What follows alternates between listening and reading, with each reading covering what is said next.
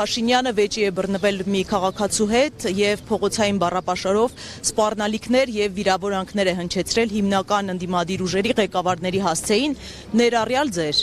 Ինչպես կարձագանքեք։ Ուրեմն կարձագանքեմ իմ ասեմ, ոնց որ 2 օր առաջ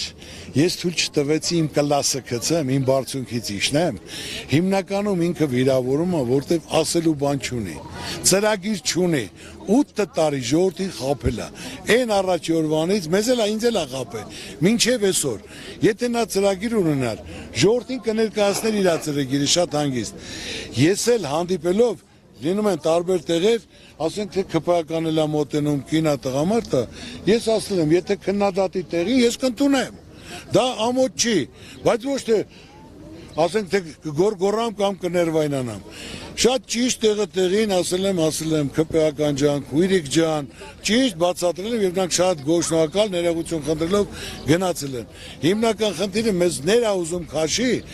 այդ ուղղությունը փոխելու համար, որտեվ նա ասելու բան չունի, դրա շնորհքն է, այդ մոտեցումն է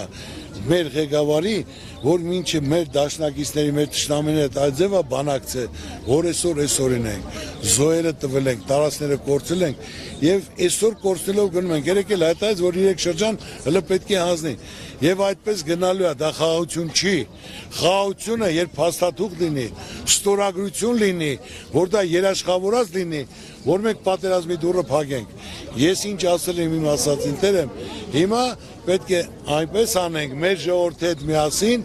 որ ինքը հունիսի 7-ից հետո գնա հանգստի, թե չէ այս վիճակը շարունակելը նույնը ճակատագիրը Հայաստանն արժանանալու ինչ որ Արցախը արժանացավ։ Մենք պետք է կարողանանք միասնական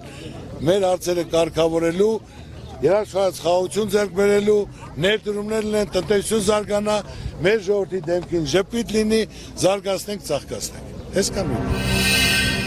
Բաժանորդագրվեք Արմատ մեդիայի ալիքներին YouTube-ում, Facebook-ում, Instagram-ում եւ Telegram-ում։